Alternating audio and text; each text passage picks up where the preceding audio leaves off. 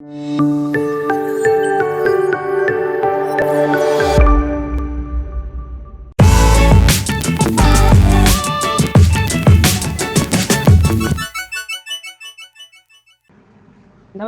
आप सभी का भारता फर्स्ट के इस विशेष प्रोग्राम युवा मंच में हार्दिक स्वागत है। मैं हूं आनंद झा और युवा मंच के आज के इस अंक में एग्जाम्स ड्यूरिंग पैंडेमिक के दौरान एग्जाम्स पे हम विश्लेषण करेंगे। इस चर्चा के लिए हमारे बीच बेहद ही खास मेहमान जुड़ चुके हैं। हमारे बीच उपस्थित हैं प्रोफेसर राजेंद्र हरसे, जो इलाहाबाद यूनिवर्सिटी के पूर्व वाइस चांसलर रह चुके हैं। सालों से उनकी राइटिंग हमारे लिए एक मार्गदर्शन के रूप में उभर आई है। हमारे बीच उपस्थित हैं श्रीमान नितिन गुरलाजानी, जो एक बहुत ही अनुभवी शिक्षक हैं। गांधीधाम गुजरात में वो सालों से 10वीं से 12वीं तक के बच्चों को बोर्ड्स एग्जाम और साथ ही कॉम्पिटिटिव एग्जाम्स जैसे कि नीट और जेईई के लिए प्रिपरेशन करा रहे हैं। उनके स्टूडेंट्स ने समय समय पर बहुत ही अच्छा प्रदर्शन कर दिखाया है। हमारे बीच मौजूद हैं साधव मल्हार, जो अभी 12वीं की परीक्षा देंगे और साथ ही साथ कॉमन लॉ एडमिशन टेस्ट की तैयारी कर रहे हैं। मैं चर्चा की शुरुआत आपसे करना चाहता हूँ प्रोफेसर। आप इस विषय को, एग्जाम्स ड्यूरिंग पैंडेमिक को किस तरह देखते हैं? देखिए, मैंने बहुत बदलते समय, बदलते दिन देखे हैं और परीक्षा एक बहुत बड़ा इवेंट हुआ करता था जिंदगी में जब मैं छात्र खुद था। और एक 2 साल पहले भी ऐसी ही बात थी, चाहे वो मैट्रिकुलेशन का हो, प्री डिग्री का हो, किसी एंट्रेंस टेस्ट का हो, बीए का हो, एमए का हो, हमेशा एक बड़ा इवेंट होता था परीक्षा का। लेकिन आजकल ये महामारी की वजह से सारा बदल ही गया है। अरे, कक्षाएं भी ऑनलाइन हो रही है, परीक्षाएं भी ऑनलाइन हो रही है और हम एक ऐसी दुनिया में आ रहे हैं कि ऐसा लग रहा है कि कहीं ना कहीं एक डिजिटलाइजेशन ऑफ एजुकेशन की शुरुआत ही समझिए। अब पहले हमें इसका बुरा भी लग रहा है कि क्या हो रहा है, हम लोग लिख नहीं पा रहे। बहुत सारे शिक्षक तो इतने नाराज है, वो कह रहे कि हमें पता नहीं चलता कि रेक्टेंगुलर बॉक्सेस से हम बातें करते, बच्चे जब क्लास में होते तो मजा आता है, वो नहीं आ रहा, क्योंकि हमेशा हमें पर्सनल इंटरेक्शन से बात होती है शिक्षकों की और छात्रों की, तो वो नहीं हो रही है। उसी तरह से परीक्षा में अगर आप कोई भी एग्जामिनेशन पेपर दो तो वो ऑनलाइन ही छोड़ा देते हैं, अपने आप कर देते हैं, उसका कोई महत्व नहीं होता, कोई सुपरविजन नहीं है, ना कोई कंट्रोलर ऑफ एग्जामिनेशन सब मॉडरेट कर रहा है। तो बहुत सारा बदल गया है और इस बदल के साथ ही हमें आगे बढ़ना है, ये मान के ही चलना पड़ेगा। लेकिन एक बात है जिसको मैं एक प्राथमिकता देना चाहता हूं कि अगर ऐसा भी है तो बुराई में से भी कुछ अच्छा ही निकल आती है, इस पर हमें विचार करना पड़ेगा, क्योंकि डिजिटलाइजेशन ऑफ एजुकेशन की शुरुआत ही हो सकती है इससे, क्या पता। आज ऐसा है कि बहुत सारे लोगों के पास उस तरह के उपलब्धियां भी नहीं है कि मोबाइल में सुन सके लेक्चर या कुछ लोग ऑनलाइन परीक्षा में अपीयर हो सके। ये सब इतना आसान नहीं होता। फिर भी अगर डिजिटलाइजेशन ऑफ एजुकेशन होता है तो लाखों लोगों को एक साथ कितना वक्त मिलेगा परीक्षा देने के लिए या शिक्षा लेने के लिए, और उससे समाज आगे बढ़ सकता है, ये मेरा एक आशावाद है। लेकिन ऐसा है कि आप ऐसा है, मेरे से भी ज्यादा यानी नितिन जी भी बहुत पढ़ा रहे हैं अलग अलग तरह से, या मल्हार तो अपीयर होने वाले, तो उनके विचार पहले हम जान लेते कि वो क्या करते और आगे बढ़ सकते। बहुत धन्यवाद प्रोफेसर। मैं नितिन सर आपको इस चर्चा में शामिल करना चाहूँगा और आपसे ये पूछना चाहता हूँ कि कई बार ऐसा होता है कि हम जो मानसिक स्वास्थ्य है, मेंटल हेल्थ स्टूडेंट्स के, उस नज़रअंदाज कर देते हैं या हमसे वो रह जाता है, उस पर हम बात नहीं कर पाते। तो इस पैंडेमिक के कारण, इस महामारी के कारण वो किस हद तक और बढ़ चुका है, इस पर आपकी क्या राय है?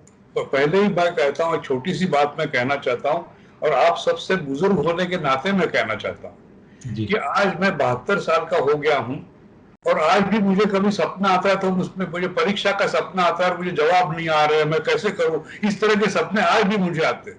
तो परीक्षा का एक डर हमेशा बैठा रहता है हर एक व्यक्ति में, और आजकल वो डर लेकर, उस तरह का टेंशन लेकर अगर अगल बगल जाओगे तो ऐसा है कि कोई संस्कार तो हो नहीं रहे, केवल अंतिम संस्कार हो रहे देश में सारी जगह, लोग मर रहे हैं और उसका प्रभाव कितना होगा। या तो कोई कोरोना से पीड़ित है या अंतिम संस्कार करने के लिए जाना है, वह जगह नहीं मिल रही, तो उसमें बहुत बड़ा टेंशन पैदा होगा। बहुत दुखद एक घटना है, दुखद दिन चल रहे हैं और उसके बावजूद भी सारे विद्यार्थी कठिन मुसीबत को, अपनी ओर से विकट स्थिति को फेस करने का साहस कर रहे हैं, इसके लिए मुझे उन पर बहुत नाज है, मुझे अभिमान है कि ऐसे छात्र भी है। लेकिन इस नाजुक दौर से हमें सब लोगों को साथ इकट्ठा करके लड़ना पड़ेगा, क्योंकि हमारा सबका एक शत्रु आज कोरोना ही बन चुका है। जी बिल्कुल ये तो सर, मैं आपसे आपकी राय जानना चाहूंगा इस विषय पर। मेरे से पूछ रहे हैं आप? जी सर। देखिए, पहले तो एक चीज ये है कि जब कोविड आया उस टाइम पे एजुकेटर्स बोलो या हमारा एजुकेशन सिस्टम बोलो, हम लोग ये ऑनलाइन टीचिंग के लिए प्रिपेयर्ड नहीं थे, राइट? तो उस वजह से क्या हुआ है कि जो एक फेज चला, लेट अस से द इनिशियल 6 मंथ्स, उस फेज में बच्चों की तरफ से, आई थिंक मल्हार भी एग्री करेंगे इस बात पे, और टीचर्स की तरफ से उतना ज्यादा प्रोएक्टिवली जो है वो एजुकेशन पे हम ऑनलाइन ले नहीं जा पाए। दूसरी चीज, जो हमारे कंट्री में एक डिवाइड चला आ रहा है रिच और पुअर का, तो जहाँ पे छोटे छोटे गांव हैं, जैसे हमारे आजू बाजू में जहाँ मैं पढ़ाता हूँ, it is not a big city, छोटा सा जगह है, और हमारे से आगे और भी छोटे छोटे गांव हैं जहाँ पे अभी भी इंटरनेट की कनेक्टिविटी नहीं है, और वहाँ पे आप एक्सपेक्ट नहीं कर सकते कि बच्चे ऑनलाइन उतना ज्यादा यूज कर पाएंगे। दूसरी चीज, एक जो हैबिट बन चुकी है ओवर द इयर्स पेरेंट्स की, कि बच्चा स्कूल जा रहा है तो उसका ऑटोमेटिकली एकेडमिक डेवलपमेंट हो रहा है, या वो कोचिंग जा रहा है तो वहां पे उसकी पढ़ाई चल रही है। अब सडनली इस केस में पेरेंट्स भी इन अ वे एक्सपोज हो गए कि they were left with the kid at their home.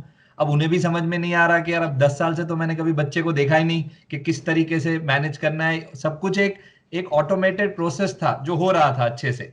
अब सडनली वो एक चीज एक्सपोज हो गई, तो सडनली बहुत सारी चीजें जो है ना वो हमारे सामने आ गई। सडनली ऑनलाइन जाना पड़ा, पेरेंट पे पूरी रिस्पॉन्सिबिलिटी आ गई, टीचर्स का एक बहुत बड़ा डिस्कनेक्ट हो गया। तो इन बहुत सारे फैक्टर्स, प्लस सबसे बड़ा जो इम्पैक्ट मैं मानूंगा वो आया इंटरनेट का। अब बच्चे के हाथ में मोबाइल है, अब आपके पास कोई ऐसे टूल्स नहीं है जिससे आप लिमिट कर पा रहे हो कि बच्चा क्या देख पा रहा है क्या नहीं देख पा रहा है। मतलब मेरे स्टूडेंट्स तो ऐसे बोलते हैं कि सर, जब यूट्यूब पे हम एक वीडियो स्टार्ट करते हैं तो हम देख रहे होते हैं फॉर एग्जांपल फिजिक्स, फिर धीरे धीरे हम कहाँ से वो सजेस्टेड वीडियो से यहाँ से वहां जाके कहाँ मूवीज पे पहुंच जाते हैं, और कहाँ हमारा 5-6 घंटा निकल जाता है, हमें ही नहीं पता चलता। तो ये प्रोसेस की वजह से क्या हो गया है, जो स्टूडेंट के साथ डिस्कनेक्ट बना और जो स्टूडेंट का एक मेंटल डाइवर्जन आ गया, उस वजह से एंजाइटी बोलो, they are not prepared for the exam. I think Malhar भी एग्री करेंगे कि इनिशियल स्टेजेस में स्टूडेंट्स को बहुत डर लग रहा है। अब अगर सडनली आप उनको बोल दो कि चलो अब आके एग्जाम दो, तो मैक्सिमम स्टूडेंट्स इतना डरे हुए हैं, वो ना बोलते हैं ना, फियर फ्रॉम फेलियर, क्योंकि उनको पता है कि अब वो गलती किसकी है उसके डिटेल में हम नहीं जाएं, बट ये तो एक रीजन है ही कि मैक्सिमम स्टूडेंट्स इस मोमेंट पे प्रिपेयर्ड ही नहीं है एग्जाम के लिए। अब उस वजह से क्या है, एंजाइटी आता है, डिप्रेशन आता है, डर आता है कि अब मम्मी पापा के सामने, अच्छा जब ऑनलाइन एग्जाम हो रही थी, जैसे सर ने भी बोला कि आपके पास कोई मेथोडोलॉजी नहीं थी, आप किस तरीके से उसको मॉनिटर करो, तो बहुत बच्चों ने फायदा उठाया। बहुत सारे टीचर्स जो ऑनलाइन पढ़ाते थे, जो टूल्स को समझ ही नहीं पाते थे, तो वहां पे भी बहुत सारी गलतियां हुई, जिसकी वजह से ऐसे करते करते 6-8 महीने जो है वो निकल गए। बट अब जब ऑफलाइन एग्जाम देने की बात आती है तो डिप्रेशन है बच्चों में, डर है ना। प्लस जैसा सर ने बोला कि इतना सारा अभी जो सेकेंड वेव की वजह से इतने केसेस आ रहे हैं हर एक घर में। हमारे यहाँ तो हमको रोज एक बच्चे का कॉल आ जाता है कि सर अभी से मैं 15 डेज अटेंड नहीं कर पाऊंगा क्योंकि हमारे घर में एक डेथ हो गई है, और रोते रोते बच्चे ये चीज बता रहे हैं हमको। तो डेफिनेटली बहुत डिफिकल्ट टाइम है। इंसोम्निया एक बहुत बड़ा प्रॉब्लम है इंटरनेट की वजह से, जो बच्चे रात भर अब जाग के बैठे हुए हैं, सुबह सो रहे हैं, सुबह की क्लासेस है वो ऑन करके जूम पे सो जा रहे हैं। तो मेंटली देखा जाए तो बहुत डिस्टरबेंस आ गया है। ऐसे में बहुत जरूरी है कि ग्राउंड लेवल पे, ग्रास रूट लेवल पे टीचर जाके स्टूडेंट के साथ कम्युनिकेशन रखे, है ना। गवर्नमेंट का इसमें कोई बड़ा रोल नहीं आता, बट एक टीचर होने के नाते बहुत इंपॉर्टेंट है कि आप अपने स्टूडेंट को समझे, जहां प्रॉब्लम है उसको एड्रेस करें। जैसा सर ने बोला, आज की तारीख में प्रॉब्लम सिर्फ बच्चों के साथ नहीं हो रही, इवन एल्डर्स जो हैं, घर के बड़े हैं, वो भी इतना स्ट्रेस में है, हर रोज कुछ नई चीज पता चल रही है उनको। हम टीचर्स, हमारे यहाँ पे भी कंटिन्यूस कॉल चालू है, भाई किसी को कुछ चाहिए, किसी को कुछ चाहिए, फिर भी उसके बीच में बच्चों के हित को देखना और उनकी मेंटल हेल्थ को बहुत अच्छे से एड्रेस करना पड़ेगा। चाहे भले ही हमें एग्जाम को डिले करना पड़े, मल्टीपल स्ट्रैटेजीज अपनाएं, लेकिन बहुत ध्यान रखना पड़ेगा कि बच्चा पहले आता है, एग्जाम बाद में आती है। मेरे हिसाब से एग्जाम इज मैंडेटरी। मैं वो कभी नहीं बोलूंगा कि एग्जाम नहीं होनी चाहिए, लेकिन mandatory considering the mental and the emotional status of the student, फिर चाहे वो 1% बच्चों की बात क्यों ना हो, हमें वो जी एड्रेस करना बहुत जरूरी है। जी। मल्हार, मैं आपसे इस चीज पर पूछना चाहूंगा, जैसे सर ने कहा कि कितने मुश्किल का सामना करना पड़ रहा है, कितनी मानसिक स्वास्थ्य को अफेक्ट कर रहा है ये पैंडेमिक।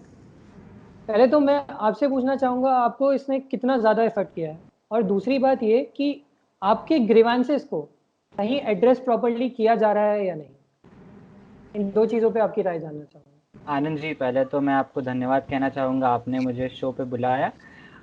और आप हमारे पैनलिस्ट ने तो मेंटल हेल्थ के बारे में इतना बोला है, तो मैं इसमें थोड़ा सा ऐड करना चाहूँगा कि ये जो कोरोना की महामारी अभी चल रही है, हमें इसको सिर्फ हेल्थ के चश्मे से नहीं, बल्कि एक पैंडेमिक ऑफ मेंटल हेल्थ के व्यू पॉइंट से देखना चाहिए। क्योंकि मैं खुद छात्र हूँ, तो मैं इस प्रोसेस से गुजर रहा हूँ।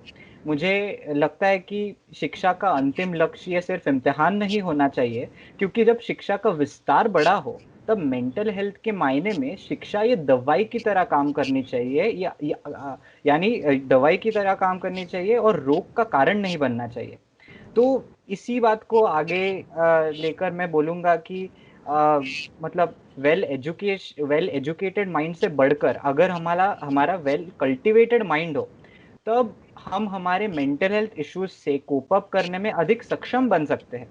क्योंकि अगर स्टूडेंट सेंट्रिक लिबरल एजुकेशन हो, तो इस समय शिक्षा नहीं बल्कि एक चुना हुआ अध्याय होता है।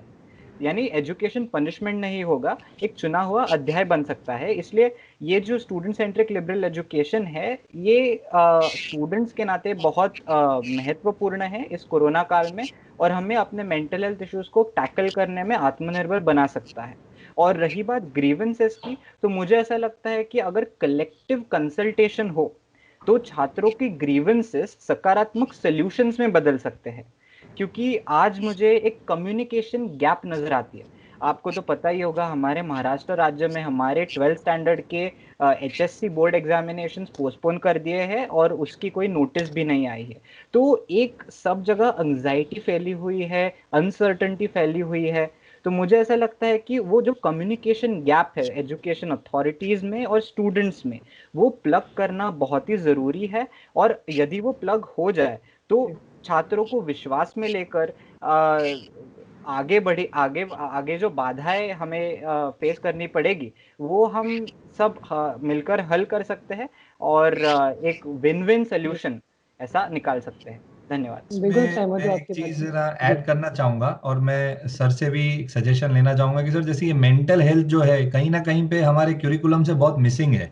मतलब ओवर द इयर्स हम जब से पढ़ा रहे हैं, तो बचपन से इन चीजों पे एज अ क्यूरिकुलम या एज अ एजुकेशन पर्पज से आप बात करो तो not much is done about it, right. और सडनली अब आप एक्सपोज हो गए, क्योंकि अब जो ये सब चीजें आ रही हैं, है ना, जैसे ऑनलाइन की बात थी या अभी ये मेंटल हेल्थ की बात है, तो मैं इस फेवर में हूं कि ये एक बहुत जरूरी पार्ट है क्यूरिकुलम का। ऑफ कोर्स उस पर सर थोड़ा अगर अपने व्यू देंगे तो बहुत अच्छा रहेगा, बट मेरे हिसाब से ये एक स्टार्टिंग पॉइंट होना चाहिए हमारे लिए कि कैसे करके हम इस इम्पोर्टेंट चीज को, जैसे मल्हार बोल रहे हैं, उसको किस तरीके से हम अपने एजुकेशन सिस्टम के अंदर इंट्रोड्यूस करें।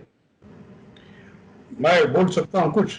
जी सर, जरूर, बिल्कुल। ऐसा है कि मुझे लगा दोनों ने इतना अप्रतिम, बहुत अच्छा बोले, दोनों बहुत अच्छा बोले। यानी मुझे कुछ सीखने के लिए मिला, और उनकी बात आगे बढ़ाते हुए मैं कुछ बातें कहना चाहूंगा। जी सर। पहली तो बात मुझे ये लगती है कि जैसे नितिन जी ने कहा, भाई हम लोगों के लिए छात्र सब कुछ है। उसका जीना, उसका आनंदी रहना, उसका मन से पढ़ना, ये सब कुछ है। परीक्षा कोई माने नहीं रखती, विषय आना चाहिए। तो ये बहुत बड़ी बात हमें हमेशा याद रखनी चाहिए, क्योंकि हम जीते हैं परीक्षा के लिए नहीं, तो एक विषय समझने के लिए, उसके बाद उस पर प्रगति करने के लिए।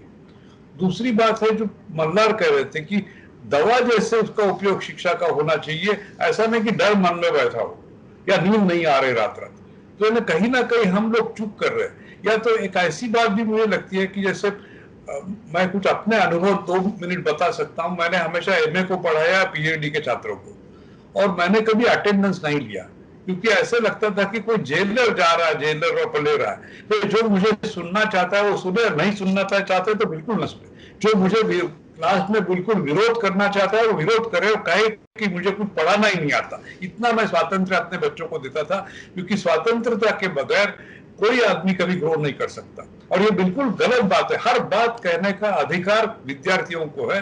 जैसे मल्हार ने कितनी अच्छी बातें कही, अपना विचार करते हो, अपने विचार साकार करके उसको संपन्न करते हो, आगे लोगों के सामने पेश करते हो, उससे एक तरह की ओरिजिनलिटी बढ़ती है। तो शिक्षा पर ही हमें प्राथमिकता से बहुत मूलतः विचार करना पड़ेगा, तभी हम आगे बढ़ सकते हैं। तो ऐसा है कि मैं समझता हूँ दोनों को सुनने के बाद कि हमें इस महामारी ने कितने बड़े रास्ते दिए शिक्षा की तरफ फिर से देखने के, और उसको आप लोग इलाज करेंगे। शिक्षा कोई ऐसी हमेशा कोई क्लासरूम में होती है ऐसा भी नहीं मानता। जब सारे छात्र इकट्ठा होते और आपस में चर्चा करते, बातें करते, तो उसमें भी शिक्षा होती है। तो बहुत सारे शिक्षा के विचार होते। और मैं हमेशा एक बात को उनको ध्यान से कहना चाहता हूं जो आज लोग हम खो चुके हैं, और वो है पूर्णतः स्वातंत्र्य। जो कुछ कहना चाहता है वो कहने दे, किसी भी बात पर। किसी को कभी देशद्रोही नहीं कहना चाहिए, किसी ऐसा कहना नहीं चाहिए। जो कहना चाहता है वो कहने दे क्लासरूम में। क्लासरूम एक ऐसी जगह होती है, बहुत पवित्र जगह होती है, जहां हर एक विचार का, मैंने तो जिंदगी में इंटरनेशनल पॉलिटिक्स पढ़ा है, अरे हर विचार होना चाहिए। जैसे भारत के विदेश नीति में विचार करते हो तो साथ साथ चाइना क्या सोचता है उस पर भी सोचो और अच्छी तरह से सोचो। शिक्षा आपको क्या पढ़ाती है, हर तरह का विचार करना। और अच्छा टीचर डेविल्स एडवोकेट होता है, और उसी तरह से आदमी की विचार क्षमता बढ़ती है। ये कोई ऐसी किसी कैडर बेस्ड पार्टी तरह से शिक्षा नहीं दी जाती, ये मैं कहना चाहता हूँ प्रमुखता से। जी, तो प्यार का वातावरण होना चाहिए, प्यार में शिक्षा बढ़ती है कि स्टूडेंट्स को इंक्लूड करना चाहिए, स्टूडेंट्स को अपने बातों को एक्सप्रेस करने की पूरी आज़ादी होनी चाहिए। बिल्कुल होनी चाहिए। इसी से फॉलोइंग एक क्वेश्चन मैं आपसे पूछना चाहता हूँ। ये अक्सर स्टूडेंट्स की कंप्लेंट रहती है कि उन्हें पॉलिसी मेकिंग में बिल्कुल भी इंक्लूड नहीं किया जाता है, उनको दूर रखा जाता है और उनकी बात नहीं सुनी जाती। तो अथॉरिटीज़ कितना ज़्यादा कंसर्न रखते हैं स्टूडेंट के विचारों पे और उनकी बातों पे? क्योंकि आप खुद एक वाइस चांसलर रह चुके हैं 5 साल के लिए, वो भी इलाहाबाद यूनिवर्सिटी जैसे बड़े सेंट्रल यूनिवर्सिटी के। तो आप इस पे क्या कहना चाहेंगे प्रोफेसर? मैं दो बातें कहना चाहता हूँ। पहले तो ऐसा है कि मैं जवाहरलाल नेहरू यूनिवर्सिटी में छात्र रहा और मैं बहुत ज्यादा बहुमत से वहां चुनाव जीता था। तो उस जमाने में हम लोगों ने जेएनयू का स्वरूप बदलने की कोशिश की थी, क्योंकि हमें लगा कि जवाहरलाल नेहरू यूनिवर्सिटी में नेहरू खुद भारत के बारे में सोचते थे मन से। तो केवल दिल्ली के स्टूडेंट जेएनयू में आए कोई अच्छी बात नहीं, सारे भारत से, और विशेष रूप में जो कुछ लोग बैकवर्ड रीजन से लोग हो उनको आने का मौका होना चाहिए, क्योंकि भारत का एक स्वरूप जेएनयू में आना चाहिए। तो उसके लिए हम लोगों ने बड़े प्रयास किए। उसके बाद छात्रों के प्रतिनिधि होते थे वो एकेडमिक काउंसिल में बैठना शुरू हो गया, एकेडमिक बॉडीज में फायदा शुरू हो गया, और स्टूडेंट फैकल्टी कमिटीज हो गई सारी। तो उससे बहुत फायदा हो गया, क्योंकि दूसरा एक विचार आता है। जहां तक इलाहाबाद में मैं गया तब मैं वहां वाइस चांसलर हो चुका था, और वहां की राजनीति अलग किस्म की थी, क्योंकि वहां बहुत ज्यादा गुंडागर्दी थी। तो मैंने बहुत कायदे से लोगों को गुंडागिरी से रोकना पड़ा, लेकिन मैंने हमेशा छात्रों को इतना प्यार दिया कि वो कुछ भी कहते तो मैं उनकी बात सुनता, क्योंकि हर एक की बात उसको कहने का अधिकार है, आपको सुनना चाहिए वो, ताकि उसका गम कम हो जाए और कुछ रास्ता निकल आए। जो लोग सुनते नहीं है, मैंने आपके क्लास में भी आपको मेरा छोटा सा एक उदाहरण दूंगा। मैंने एक बार परीक्षा ली थी, हमारे हैदराबाद यूनिवर्सिटी हमेशा शिक्षक की पेपर सेट करते थे और वही एग्जामिन करते थे। तो मैंने एक सवाल पूछा था कलेक्टिव सिक्योरिटी और बैलेंस ऑफ पावर पर। तो किसी छात्र ने लिखा था कि ऐसा सवाल कैसे पूछा गया, ये सवाल ही बिल्कुल गलत तरह से पूछा गया है, और क्यों गलत है इस तरह से उसने पहले 3 पैराग्राफ लिखे थे। कितना गलत अंडरस्टैंडिंग है विषय का। मैंने वो 3 पैराग्राफ 3 बार पढ़े, और उसके बाद उसी नेगेटिव जवाब के लिए उसको A ग्रेड मैंने दिया था। क्योंकि ऐसा होता है, संस्कृत में एक बड़ा खूबसूरत सुभाषित है, बालादपि सुभाषितम ग्राह्यम। अगर बच्चा भी आपको विजडम सिखाए तो उससे सीखना चाहिए आपको। और ऐसे मौके छात्रों के जिंदगी में और शिक्षक के जिंदगी में हमेशा आते हैं। जब शिक्षक क्लास में जाता है तभी भी एक डायलॉग होता है, आपस में संवाद होता है, और वो संवाद ऐसा होता है कि एक आत्मा का दूसरे आत्मा से संवाद। तो इस पर कौन शिक्षक और कौन गुरु, तो शिक्षक भी गुरु हो सकते हैं और गुरु भी शिक्षक हो सकते हैं। अब अर्जुन और कृष्ण को एक बार पूछा गया था कि आप में कौन क्या है और कौन क्या है, और कृष्ण को पूछा गया आपके नाम क्या है, तो उन्होंने बहुत सारे नाम दिए, अच्युत, अदन, केशव, माधव, और उसके बाद उन्होंने कहा अर्जुन। और अर्जुन को पूछा गया कि आपका क्या नाम है, तो अर्जुन ने कहा विजय, अजय, सव्यसाची, और उसके बाद आखिरी नाम लिया कृष्ण। तो एक दूसरे में उतने वो मिल गए थे, मिलजुल। और वो शिक्षक का जो और गुरु का स्पिरिचुअल रिश्ता होता है, उस पर हमें ध्यान रखना चाहिए। यानी अच्छी यूनिवर्सिटी जहाँ अच्छे विचार होते हैं, अच्छे कॉलेज जहाँ डिबेटिंग होता है, यानी बिना स्वतंत्रता से कोई शिक्षा कोई पा नहीं सकता। यानी अगर मैं शिक्षक रहा हूं, 4 टीचर्स मुझे मूर्ख समझते हैं, तो उनको कहने का अधिकार है, उनको जाहिर रूप से कहना चाहिए। और मैं जो लिखता हूं वो सब नॉनसेंस है, अगर किसी को लगता है तो उसको लिखित रूप से कहना चाहिए, ताकि मुझे वो पता चले।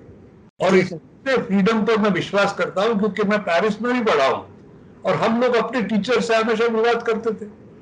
ये विवाद का जो डर हो रहा है, या कुछ कहने के लिए आदमी डरता क्यों है यार?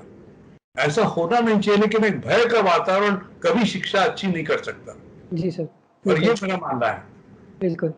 नितिन सर, मैं आपके पास आना चाहूँगा वापस, क्योंकि पैंडेमिक के कारण सब कुछ ऑनलाइन शिफ्ट करना पड़ गया, और आप जैसे पहले भी बता रहे थे स्टार्टिंग में, जब आपने बताया कि क्या आप इसको किस तरह देखते हैं, तो ये कम्युनिकेशन गैप स्टूडेंट्स और टीचर्स में बहुत ज़्यादा बढ़ चुका है इस समय, मेरा मानना है। बिल्कुल वो कम्युनिकेट नहीं कर पा रहे अपने प्रॉब्लम्स अच्छे से, और शायद टीचर्स भी किसी पार्ट पे उतने वेल इक्विप्ड नहीं है, क्योंकि वो एज्ड हो गए हैं, तो टेक्नोलॉजी से उतने वेल इक्विप्ड नहीं है। तो इस गैप को आप किस तरह देख रहे हैं, और आप इसका क्या सोल्यूशन देख रहे हैं? क्या हम वेल इक्विप्ड हैं उतने कि हम इसे और आगे 1-2 साल अगर पैंडेमिक रहा तो हम इसे चला पाएंगे, या इससे एजुकेशन में गैप बहुत ज़्यादा बढ़ते जाएगा स्टूडेंट्स और टीचर्स के बीच? देखिए, मैं मतलब अपना व्यू पॉइंट दूंगा। डेफिनेटली ऐसा नहीं कहूंगा कि मैं एकदम एक पूरी टीचिंग कम्युनिटी की तरफ से बात कर रहा हूं, बट ये जो मेरा एक्सपीरियंस रहा है, मैं पहले तो ये क्लियर कर दूं, क्योंकि हो सकता है कि किसी का थॉट प्रोसेस अलग हो। मेरे हिसाब से जो हम एक कंप्लीट ऑनलाइन मॉडल पे अगर शिफ्ट होते हैं तो दैट इज इम्पॉसिबल, ठीक है। जैसे कि अभी सन ने एग्जाम्पल दिया कृष्ण अर्जुन का, या द्रोणाचार्य अर्जुन का एग्जाम्पल ले दो, तो मैं नहीं मानता कि द्रोणाचार्य अर्जुन को पूरी विद्या ऑनलाइन सिखा देते। बहुत डिफिकल्ट है, जब तक आपका एक कनेक्ट नहीं बनता टीचर के साथ। जब मैं आपके साथ प्रेजेंट फिजिकली नहीं हूं, तो आप मेरे मन की बात को उस तरीके से ले नहीं पाएंगे। तो हाइब्रिड मॉडल्स के ऊपर बहुत विचार किया जा रहा है, जो इस पैंडेमिक के ड्यूरिंग में मेरे हिसाब से सबसे सही मॉडल रहेगा। ऑफ कोर्स ये टाइम, जैसे लास्ट 15 डेज से जो एक मेजर कंसर्न हो गया है, वो टाइम को हम स्किप कर दें। और वो ये टाइम तो मैं बिल्कुल अपने बच्चों को भी बोलता हूँ जो अभी 12th में है, कि आपका एक हाइबरनेशन पीरियड है, क्योंकि देखो गवर्नमेंट ने आपको एक्सटेंड करके तो दे दिया एग्जाम, ठीक है। तो ये पीरियड आपके लिए हाइबरनेशन है, इन द सेंस कि गवर्नमेंट भी अभी क्लियर नहीं है कि ये चीज कब खत्म होगी, है ना। मैथमेटिकल मॉडल से प्रिडिक्ट करना बहुत डिफिकल्ट है, तो जब ग्राउंड रियलिटी सुधरेगी फिर ही चीजें बढ़ेगी। तो अगर हम कंप्लीटली ऑनलाइन पे रहते हैं ना, बहुत डिफिकल्ट है, क्योंकि वो गैप आप चाहे कितना भी इंश्योर करें, कितना भी ट्राई करें, ये गैप भरना बहुत डिफिकल्ट है। क्योंकि बहुत सारे बच्चे आपसे इन पर्सन बात करना चाहते हैं, फोन पे बात करेंगे, उनको पता है बाजू में मम्मी खड़ी है, या कोई बाहर से सुन रहा होगा, या वो उस तरीके से अपने प्रॉब्लम को, उनको पता है कि मैं फोन पे सर से बात करूंगा तो शायद सर वो बात मेरी गलत तरीके से ले लें। बट वही चीज अगर मैं सामने बात करूंगा तो बहुत फर्क पड़ेगा। क्योंकि बीच में जब एक पीरियड था अराउंड 1 मंथ 15 डेज का, जब गवर्नमेंट ने अलाउ किया था खोलने के लिए अकेडमीज और स्कूल्स, तब वहां पे हमने ऑब्जर्व किया ट्रिमेंडस अमाउंट ऑफ जो रिस्पॉन्स बोलो या फीडबैक बोलो स्टूडेंट का। मतलब बेचारे बच्चे इतना ज्यादा एक्साइटेड थे उस टाइम पे। डेफिनेटली फिर 15 डेज के बाद ऑब्वियसली लाइफ ज्यादा मैटर करती है, तो वो सब बंद कर दिया गया। बट एक वो जो इंटरेक्शन था ना, वो हमें ऐसा लगा कि भाई पूरे साल का जो हमने लेखा जोखा था, वो हमने एक इंटरेक्शन में एटलीस्ट उनके साथ कम्युनिकेट कर दिया। तो मेरा पर्सनली ये मानना है कि ऑनलाइन के ऊपर हम ज्यादा ट्रस्ट नहीं कर सकते, क्योंकि हमारे पास वो सेटअप नहीं है। देखो ऑनलाइन चलाना है ना, तो आपके पास एक काउंसलर अलग टीम होनी चाहिए, राइट। आप टीचर्स के ऊपर पढ़ाने की रिस्पॉन्सिबिलिटी, क्यूरिकुलम को भी खत्म करना है, इतने ऑनलाइन अदर इश्यूज है, उसके साथ आपको एक अलग से पूरी स्कूल को एक टीम चाहिए काउंसलर्स की, जो डेली बेसिस पे स्टूडेंट के साथ इंटरेक्ट करे। तो वो सब हमारे पास सिस्टम नहीं है, मतलब हम उतना इक्विप्ड नहीं है। तो कहीं ना कहीं अगर हम ये पैंडेमिक अगर रहता है, तो रिस्क को एनालाइज करके हाइब्रिड मॉडल पे अगर मूव करें, डिपेंड, मैंने पहले ही बोला, डिपेंड करता है कि कौन इसको कैसे लेता है। बट अगर मैं सोनली स्टूडेंट के मेंटल हेल्थ और उसके पढ़ने की बात करूं तो इस मोमेंट पे हाइब्रिड मॉडल ही मुझे एक वैलिड चीज लगती है। प्योर ऑनलाइन तो बड़ा बिल्कुल। मतलब आई फाइंड इट बिल्कुल। Very, Malhar would be in a better position to say जी। कि उसको कितना समझ आता है। बट जी। As a tutor I feel it is very difficult to student fast forward कर देगा, मीटिंग से चला जाएगा। I mean there are 100 problems, Malhar को तो अच्छे से पता भी होगी, है ना? जी। मलाक, आप अपनी बात इस पे रखें, अगर आपको क्या क्या परेशानी आती है, कम्युनिकेशन गैप कितना ज्यादा बढ़ गया है आपका टीचर से?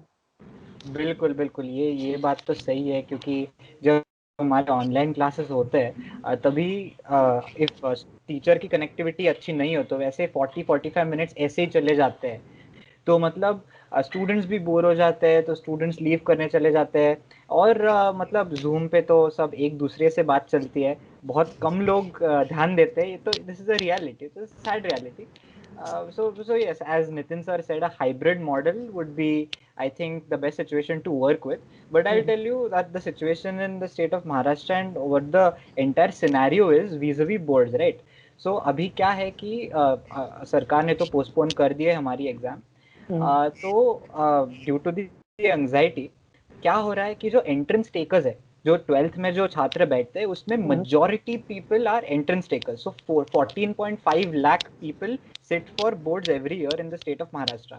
करेक्ट। उसमें से statistics में more than I would say 50-60% solely bank on entrance marks, right? बिल्कुल। तो ये entrance के बच्चों की ये दुविधा हो गई है कि क्या हम एंट्रेंस पे पूरा फोकस डालें या हम थोड़ा सा बैलेंस बना रखे, जो 13 महीने हमने वही पढ़ा है, वही पंक्तियां पढ़ी है, वही लेसन्स पढ़े हैं, वो सब तंग आ गए उस बोर्ड्स के पर्सपेक्टिव से.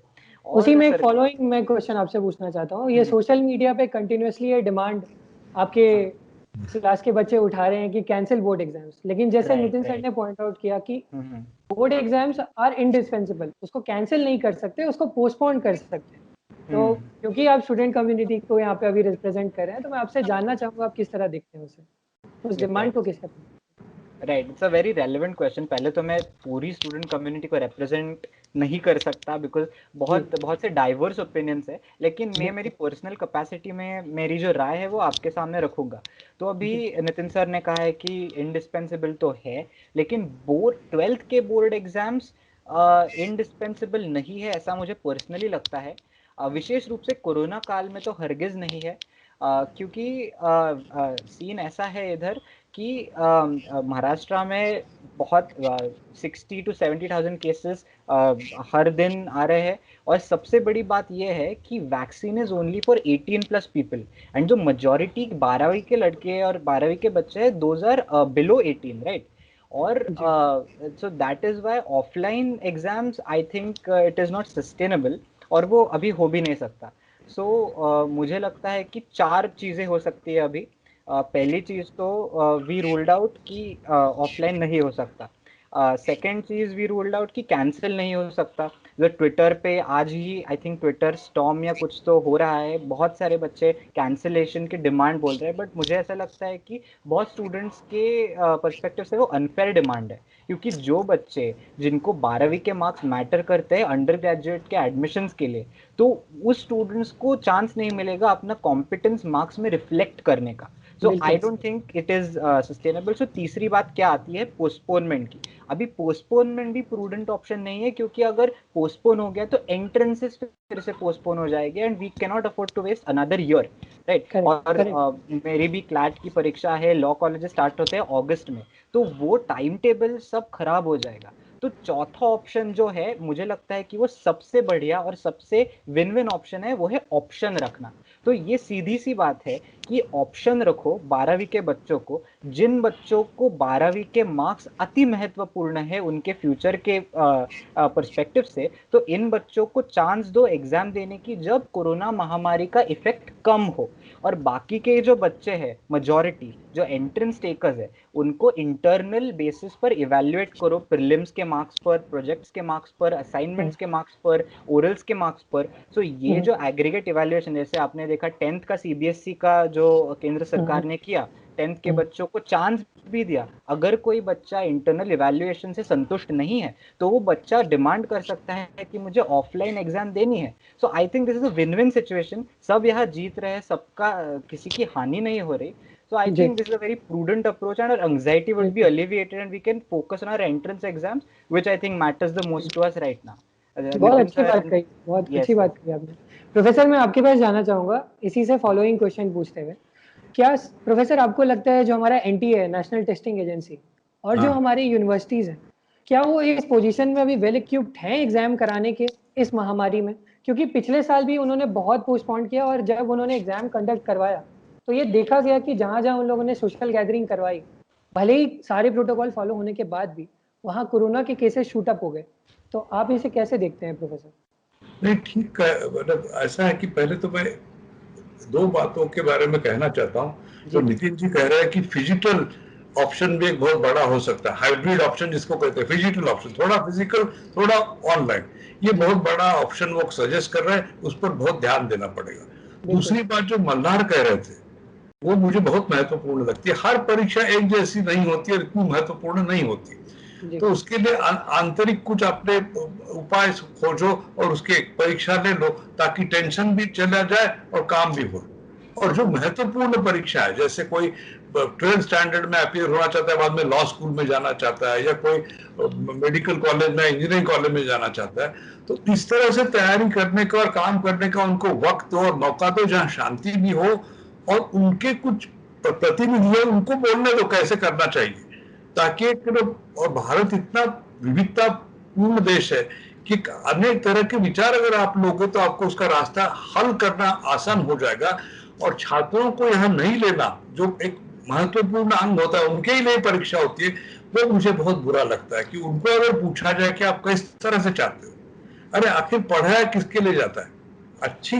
अच्छी पढ़ाई तब होती है जब आप, अच्छा परीक्षा भी तब होगी जब जिसको देना है वो अच्छा फील करे, तो उनको पूछना चाहिए। और एक मल्हार ने अनेक तरह के विचार दिए, इस तरह से हर एक से कुछ प्रतिनिधि छात्रों के लेकर विचार इकट्ठा करके आप उस पर इसका महत्व भी दे सकते हो, चाहे वो डेट हो, सेट हो, स्लेट हो, सारी जो परीक्षाएं होती है उस तरह की, उनका क्या महत्व है, उनको कैसे किया जाए, उस पर भी सारे स्टेक होल्डर्स के साथ अगर आप विचार करोगे तो ये हो सकता है।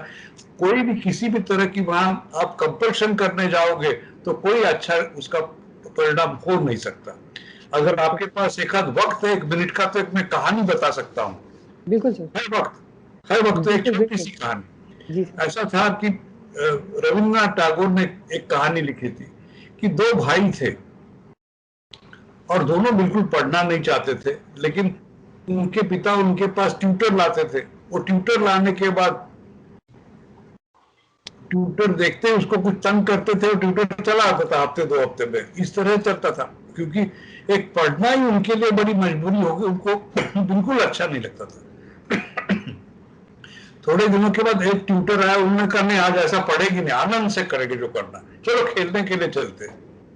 1 हफ्ता पूरे 2 भाई खेलते रहे, दूसरे हफ्ते आया फिर से खेलते रहे, कुछ ना कुछ गाना बजाना खेलना।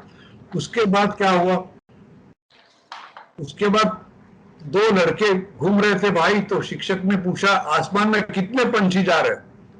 तो बड़े भाई ने छोटे भाई से कहा कि इसका जवाब मत दो क्योंकि इसने पढ़ाना शुरू कर दिया। तो कभी कभी छात्र ऐसे होते हैं कि उनको पढ़ाने से सख्त नफरत होती है, इसलिए शिक्षक को भी विचार करना चाहिए, क्योंकि बहुत सारे शिक्षक महा बोरिंग होते, उनको पढ़ाना नहीं आता। 100 में से 80 टीचर्स पढ़ाना नहीं जानते अच्छी तरह से, हमें जानना पड़ेगा। इसलिए सेल्फ असेसमेंट होनी चाहिए, टीचर्स स्टूडेंट्स को पूछा जाना चाहिए कि कैसे पढ़ा रहे, ठीक पढ़ा, क्योंकि कुछ शिक्षक तो ऐसे होते हैं कि अगर वो न पढ़ाए तो बड़ा नुकसान चल जाएगा, इस तरह के भी शिक्षक होते हैं। तो इसलिए सब चीजों में आप एक शिक्षक, विद्यार्थी, सबका एक समग्र विचार करके ओपिनियन करो, ले लो, तो आसानी से रास्ते खुल सकते हैं, कौन सी परीक्षा की जा सकती है। आजकल हम क्या करते हैं कि यूजीसी नेट, चलो मत करो, कुछ जवाब लिख दो, हो गया। इस तरह से विषय का ज्ञान थोड़ी टेस्ट होता है। आपने किसी गाइड से कुछ वहां जाके वॉमिट किया, निकल आए, लेकिन कितना आता है कितना नहीं आता बाद में इंटरव्यू देते तो पता चल जाता है। तो इसलिए इसको हमें बहुत अलग तरह से बनाना पड़ेगा। क्यों ना ये किया जाए कि बच्चों को अपना सेमिनार देने के लिए मौका दो कि किसी विषय पर आप अपनी बात कहो 15-20 मिनट और 4 लोग उस पर चर्चा करेंगे, तब पता चलेगा। और ये सब मैंने इलाहाबाद में इस तरह के कार्यक्रम बहुत तरह के किए थे और ये होने चाहिए। बच्चों को आत्मनिर्भर बनाओ, सेल्फ रिलायंट, और इस तरह से कि वो किसी को भी चैलेंज करे, उनकी इतनी ताकत होनी चाहिए, इनका इंटेलेक्चुअल कॉन्फिडेंस होना चाहिए उस तरह का। ये मेरा मानना है। आप सभी का हमारी चर्चा में जुड़ने के लिए बहुत बहुत धन्यवाद। आपकी उपस्थिति बहुत मायने रखती है हमारे लिए। मैं सभी दर्शकों से निवेदन करना चाहता हूं कि इस वीडियो को ज़्यादा से ज़्यादा लाइक करें और इसे शेयर करें और हमें सब्सक्राइब करें। आप देख रहे थे भारता फर्स्ट का विशेष प्रोग्राम युवा मंच। धन्यवाद।